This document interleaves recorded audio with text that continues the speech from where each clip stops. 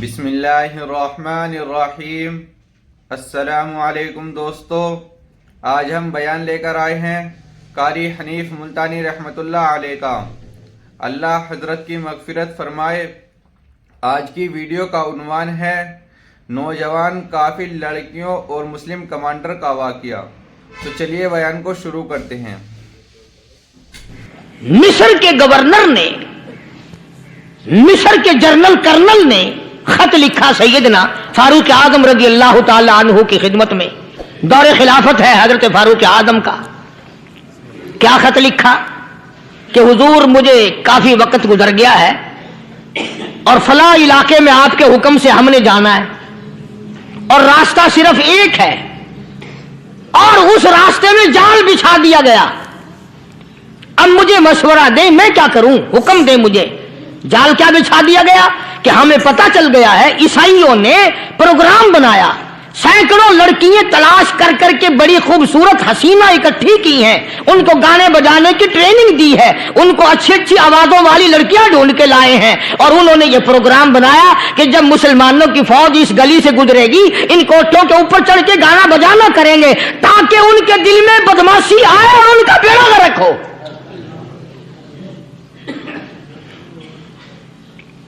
کبھی کافر کا یہ عقیدہ تھا کہ مسلمان کا دل بگڑا تو یہ گیا، اس کی نیت میں خرابی آئی اور یہ تباہ ہوا۔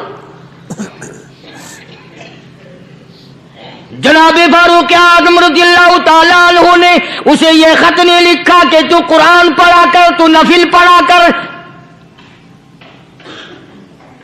امیر المومنین خلیفۃ المسلمین سیدنا فاروق اعظم رضی اللہ تعالیٰ عنہ نے اپنے جنرل کرنل کو خط لکھا کہ اس میں لمبی چوڑی فکر کی کوئی بات نہیں، اس میں کوئی پریشانی والی بات نہیں، کوئی سوچ و بچار والی بات نہیں، سارے تیری فوج میں تیری کمان میں مسلمان ہیں، سب کو اکٹھا کر لے، ساروں کو اکٹھا کر کے قرآن کریم کے سورۃ نور کی 2 آیتیں سنا دے۔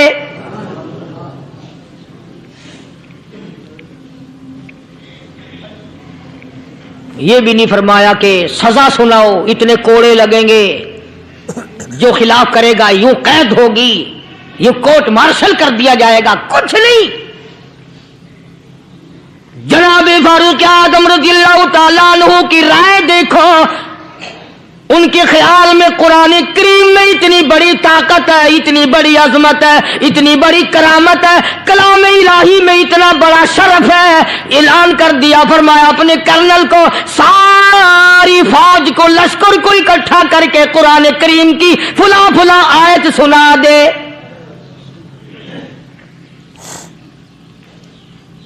اور اس کے بعد بے دھڑک فوج کو، لشکر کو اسی راستے سے گزار کے لے جا، بے دھڑک لے جا۔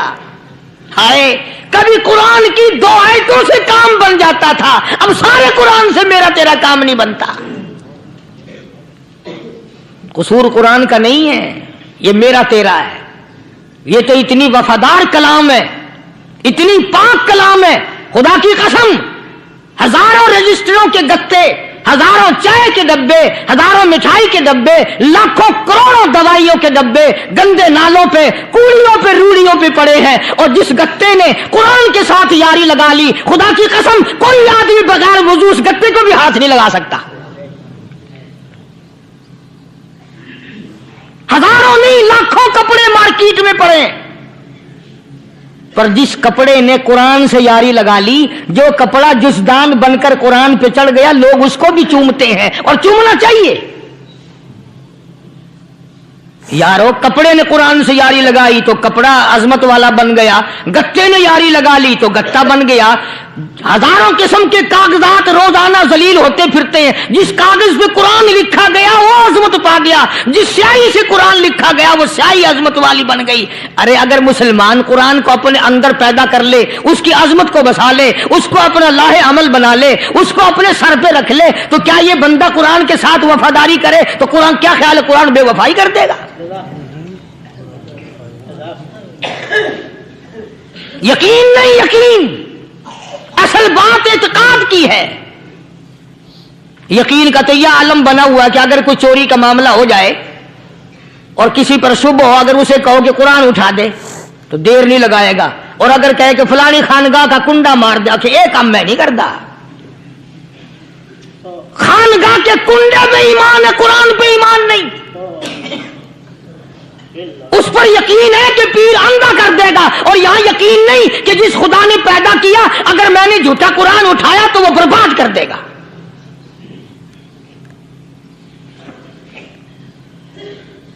عجیب عجیب لوگ ہیں. چنانچہ مصر کے کرنل نے، مصر کے جنرل نے ساری فوج کو اکٹھا کر لیا. اس نے بھی یہ بات تو نہیں کہی کہ فاروق اعظم کو دوبارہ خط لکھتا کہ حضرت یہ تو 2 آیتیں آپ نے لکھی، یہ تو سارا قرآن روز پڑھتے ہیں، پر بنے گا کیا؟ جیسے فاروق اعظم کا یقین تھا، فاروق اعظم کی فوج کے کرنل کا بھی یقین ہے، فاروق اعظم کے فوج کے جنرل کا بھی یقین ہے. اس نے ساری فوج کو اکٹھا کیا، لشکر کو جمع کیا، اور اس کے بعد کہنے لگا قل للمؤمنین یغضوا من ابصارکم ویحفظوا فروجہم ذالک ازکی لہم ان اللہ خبیر بما یصنعون. او لوگو، خدا تمہیں کہتا ہے اپنی آنکھوں کی حفاظت کرو. اگر تمہاری نظریں غلط جگہ پڑی، اپنی عزت کی حفاظت کرو، اپنی آبرو کی حفاظت کرو. اگر غلط نظریں پڑی، غلط استعمال ہوئی، ان اللہ خبیر بما یصنعون.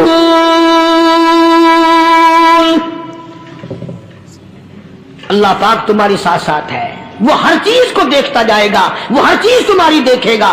چنانچہ تاریخ شاہد ہے، ابن حشام نے لکھا ہے، ابن خلدون نے لکھا ہے، اور کئی مورخین نے لکھا ہے کہ جب مسلمان جنرل نے، مسلمان کرنل نے اپنی فوج کو قرآن کی 2 آیتیں سنائی اور اس کے بعد حکم دیا چلو، تمام کا تمام لشکر چل رہا ہے. ادھر ڈھول بجا، دھماکے بجے، گانا شروع ہوا، گانا بجانا شروع ہوا، ساری فوج نکل گئی، سارا لشکر چلا گیا. لڑکیوں نے دیکھا کہ یہ تو ختم ہو گئے، نیچے آواز دے کے کہنے لگی اور جانے والوں یہ ساری فوج کئی اندھوں کی فوج تو نہیں؟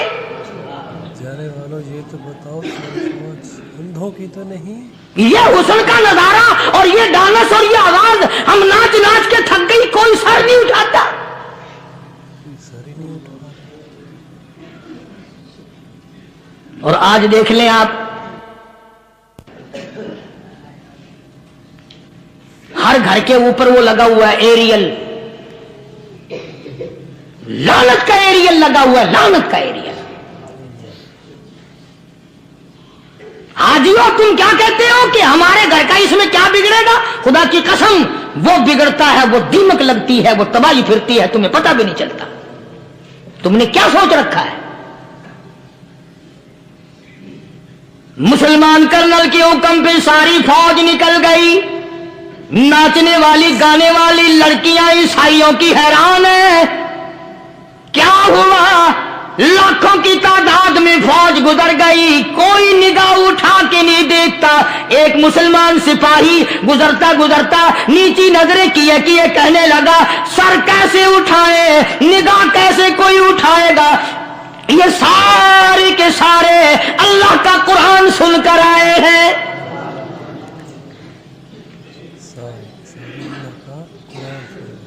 کیسے کوئی نگاہ اٹھائے گا؟ کیسے کوئی سر کو اٹھائے گا؟ یہ سارے کے سارے اللہ کا قرآن سن کر آئے ہیں. ان کا عمل ہوا نا قرآن پہ، ان کے عمل کا کتنا بڑا اثر پڑا. مورخین نے لکھا، ابن حشام لکھتا ہے عیسائی لڑکیوں نے چھلانگیں لگا دی، کوٹھی سے نیچے آ گئی، کہنے لگی عام مسلمانوں وہ قرآن ہمیں بھی سنا کے جاؤ جس میں اتنی اسپرٹ ہے، اتنی طاقت ہے، جو حسن کے نظارے سے روک دے، جو گانے بجانے سے روک دے. یہ تو آدمی کے دل کا سکون ہے. نہ گانا سنتے ہو، نہ حسن کا نظارہ کرتے ہو. جاتے والے یوں نہ جاؤ، ہمیں بھی وہ قرآن سنا کے جاؤ. ہمیں بھی قرآن سنا. اس قرآن میں کتنی بڑی طاقت ہے، وہ کتنی عظمت ہوگی اس میں، اس کلام میں کتنی برکت ہوگی، جس کلام میں یہ تاثیر ہے کہ وہ ایسی ایسی چیزوں سے روک دیتا ہے. چنانچہ ایک مسلمان سپاہی چلتا بھی جاتا ہے، اور کہنے لگا وَقُلْ لِلْمُؤْمِنِينَ وَقُلْ لِلْمُؤْمِنِينَ، قرآن کی آیت پڑھ کے سنائی. سینکڑوں نہیں بے شمار لڑکیاں ایک مسلمان کی زبان سے اللہ کا قرآن سن کے کہنے لگی اور جانے والوں چھوڑ کے نہ جاؤ، ہمیں بھی کلمہ پڑھاؤ. ہمیں بھی کلمہ پڑھاؤ. جتنی بھی وہ ناچنے گانے والی تھی تمام کے تمام کلمہ پڑھ کر مسلمان بن گئی. اور مورخین نے لکھا ہے آخری دم تک قرآن کی شیدائی اور دیوانی بن کے گزری ہے. پھر وہ لڑکیاں جو رات دن حسن و جمال کا پیکر بنی رہتی تھی، علماء نے لکھا ہے جب موت آئی ایک ایک کے بدن میں کپڑے لباس میں موت آئی تو 50-50 ٹاٹی لگی ہوئی تھی. موت آئی تو 50-50 ٹاکی لگی ہوئی تھی.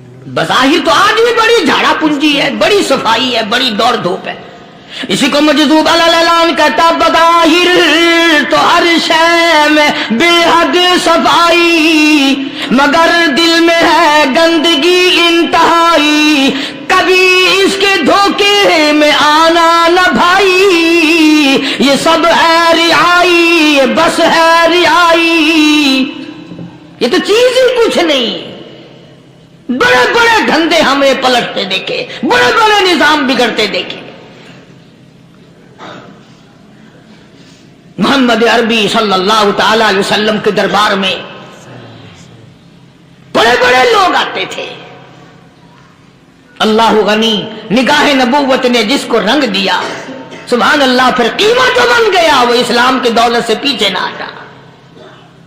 کوئی پیچھا پھر کے دیکھا ہی نہیں کہ ہم کیا کر رہے ہیں. ایک لذت تھی، ایک کیف تھا، ایک سرور تھا صحابہ کرام کو. کہاں سے وہ چیز ہم لائیں؟ کیسے ہم میں وہ چیز پیدا ہوگی؟ جنگ بدر ہوا، بڑی بہترین بات ہے، توجہ لکھ کے لے جاؤ، انشاءاللہ قبروں میں دعائیں دو گے. جنگ بدر ہوا، 70 سے زیادہ کافر پکڑے گئے، مدینے میں پکڑ کے قیدی بنا کر کے لائے گئے. تنگ دستی کا زمانہ ہے، 1 سال نہیں ہوا مسلمان اجڑ کے آئے تھے، مار کھا کے آئے، پریشان ہو کر آئے، دن دولت چھوڑ کر لٹا کر آئے. ان کے پلے کیا تھا؟ شام کا وقت ہوا، مدنی کریم صلی اللہ تعالی علیہ وسلم نے مسجد کے دروازے میں کھڑے ہو کر اعلان فرما دیا کون ہے جو میرے مہمانوں کو کھانا کھلائے. اور وہ مہمان کو شہنشاہ نہیں تھے، ہیں بھی کافر، ہیں بھی اسلام کے دشمن، آئے بھی صحابہ کرام کو مارنے، میدان جنگ سے پکڑ کے لائے گئے، جنگی قیدی ہیں. اس نبی کی طرف کبھی منہ کیا کر جس نبی کا تو غلام ہے، امتی بڑا پھرتا ہے. فرمایا کون ہے جو میرے مہمانوں کو کھانا کھلائے. صحابہ کرام میں سے کسی نے 2 پکڑ لیے، کسی نے 1 کو ساتھ لے لیا. ایک نادار سا غریب سا صحابی ہے، اس نے ساتھ لے لیا ایک مہمان اور گھر لے کے گیا. بیوی کو کہنے لگا کہ کھانا کتنا ہے، کہ بس 1 آدمی جوگا ہے، 1 آدمی کی کافی ہوگا. کان میں کہنے لگا اپنی بیوی کے، دستور تھا عرب کا، مہمان اور میزبان اکٹھے کھایا کرتے تھے. اپنی گھر والی کے کان میں کہنے لگا کہ اس کے آگے کھانا رکھ دیں گے مہمان کے، جب یہ کھانا شروع کر دے گا کسی بہانے سے دیوا بجھا دیو، میں یوں ہی منہ کو خالی ہلاتا رہوں گا، یہ کھانا کھا لے گا، پیٹ بھر جائے گا اس کا. چنانچہ کھانا آگے رکھ دیا، جو کچھ بھی تھا. اس نے کھانا شروع کیا کہ جی آپ بھی کھائیں، کہ ہاں میں بھی کھا رہا ہوں. بس یوں ہی کھانے میں بھی ہاتھ لگائے، منہ کو بھی ہاتھ لگائے اور منہ کو چلائے بھی برابر. بیوی نے چراغ بجھا دیا. یہ عمل تو صحابی کر رہا اپنے گھر میں. ادھر قرآن کریم نازل ہو گیا محمد کریم صلی اللہ علیہ وسلم کی ذات پہ، فرمایا وَيُؤْثِرُونَ عَلَىٰ أَنفُسِهِمْ وَلَوْ كَانَ بِهِمْ خَصَاصَةٌ. وَمَن يُوقَ شُحَّ نَفْسِهِ فَأُولَٰئِكَ هُمُ الْمُفْلِحُونَ۔ اور میرے محبوب مبارک کو تیری امت میں ایسے لوگ بھی ہیں جو اپنا منہ خالی ہلا رہا ہے، بیوی بھوکی بیٹھی ہے، چراغ بجھائے بیٹھی ہے اور اپنے ہاتھ کو خالی چلا رہا ہے اور میرے بندے کا پیٹ بھر رہا ہے۔ اور میرے محبوب مجھے اپنی عظمت کی قسم، میں تیرے ان دیوانوں پہ جنت واجب کر چکا۔ تیرے دیوانوں پہ جنت واجب کر چکا۔ اب حضور صلی اللہ علیہ وسلم نے تو ان کو نہیں سکھایا تھا کہ تو جا کے ایسا کرنا، قدرتی مزاج ایسا بنا دیا تھا۔ ایک اور موقع ہے مدینے پاک میں، جنگی قیدی اور جگہ سے اسی طرح سے آئے، ایک صحابی ایک اور آدمی کو، جنگی قیدی کو کافر میں گھر لے گیا۔ بیوی کہنے لگی کہ ایک ہی آدمی کا کھانا ہے بس، انہوں نے کہا اس کو دے دو۔ وہ کافر جنگی قیدی کہنے لگا جی آپ بھی کھائیں، کہنے لگا بھی بات ہے صاف، ایک آدمی کا کھانا ہے، تو کھانا کھا، میں درخت کے پتے چبا لیتا ہوں۔ وہ کہنے لگا میں کھاؤں گا پتے، انہوں نے کہا تو رئیس آدمی ہے مکے کا، میں پرانا غریب ہوں، مجھے پتے چبانے کی عادت ہے، تیرے پیٹ میں درد نہ ہو جائے، میں عادی ہوں پتے چبانے کا۔ اس نے پتے چبا لیے۔ کافر مسافر اور مہمان جو تھا جنگی قیدی، اس کو کھانا کھلا دیا۔ دوسرے دن پھر ایسی نوبت آئی، اس نے کہا آپ بھی میرے ساتھ کھانا کھائیں گے؟ کہ نہیں بھائی تو کھا، میں پتے چبانے کا عادی ہوں۔ 2 دن تو اس کافر نے کھانا کھا لیا، اور جب تیسرے دن اس کے آگے کھانا آیا، انہوں نے کہا بھائی تو ہی کھا، بس اتنا ہی کھانا ہے، میں تو میاں بیوی ہم تو پتے چبا لیں گے۔ اور کہنے لگا مدینے والوں تم خود پتے چباتے ہو، دشمنوں کو کھانا کھلاتے ہو، آج میری بھی ایک شرط ہے، پہلے کلمہ پڑھا پھر کھانا کھلا۔ سبحان اللہ، پہلے کلمہ پڑھا پھر کھانا۔ آج میری بھی ایک شرط ہے۔ 2 دن کے عمل نے کفر کو مٹا دیا، اسلام چمک گیا۔ 2 دن کے عمل نے، میرا تیرا 60 سال کا عمل ہے، کبھی کسی کافر کو مسلمان بنایا؟ الٹے ہی کام، ہر غلط، ہر معاملہ الٹا ہی ہے۔ ہر آدمی بیزار ہوتا ہے، یار دین تو کچھ نہیں، یار اسلام کچھ نہیں، یارو ایمان کچھ نہیں۔ اسی کو قرآن کریم نے للکار کے آواز دے کے فرما دیا لوگو ایسی گڑبڑ نہ کرو ورنہ میں وہ خدا ہوں۔ فَأَخَذَتْكُمُ الصَّاعِقَةُ وَأَنْتُمْ تَنْظُرُونَ۔ جبریل امین نے ایک چیخ ماری، ساری قوم کے جگر پھٹ گئے۔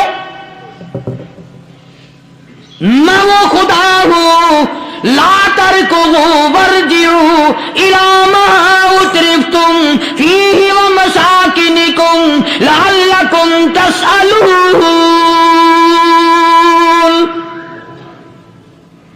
لوگ مکان چھوڑ کے بھاگتے ہیں، ماحول چھوڑ کر بھاگتے ہیں، معاشرہ چھوڑ کر کے بھاگتے ہیں۔ خدا کہتا آؤ جن مکانوں پہ تمہیں ناز تھا وہ یہ کھڑے بھاگ کر رہے۔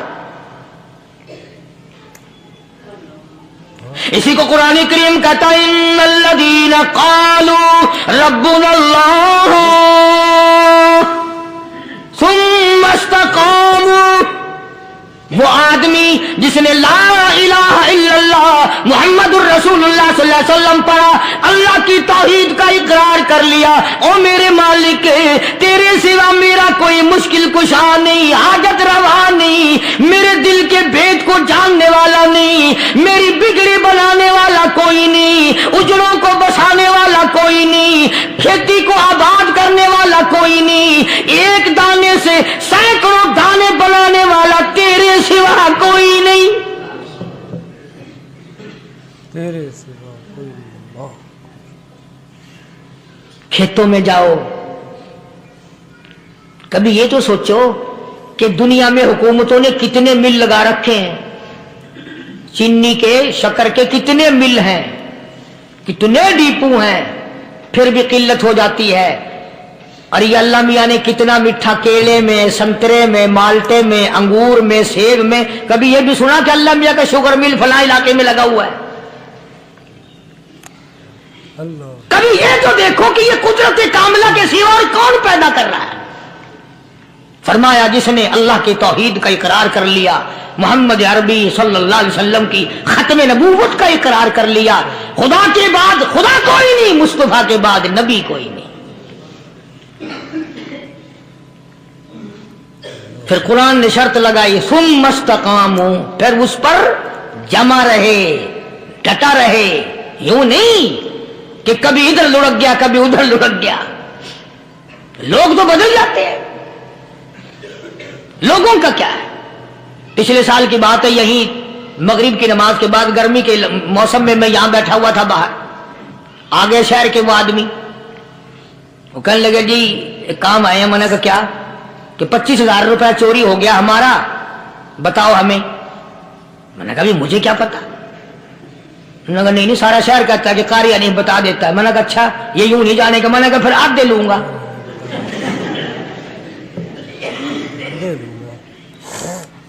25,000 گم ہوئے ہیں نا، 12.5 میرے 12.5 تمہارے۔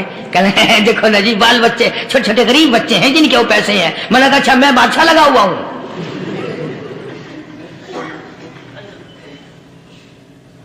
انہوں نے کہا جی سودا مہنگا۔ میں نے کہا پھر کہیں اور چلے جاؤ۔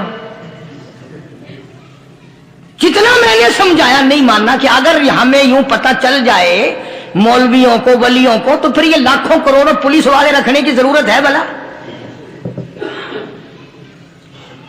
اتنی بڑی فوج کا رکھ کر کیا کریں گے ہم؟ اربوں روپیہ فوج کا خرچہ ہے، ایک ولی کو اس بارڈر پہ بٹھا دیں گے، ایک ولی کو اس بارڈر پہ بٹھا دیں گے،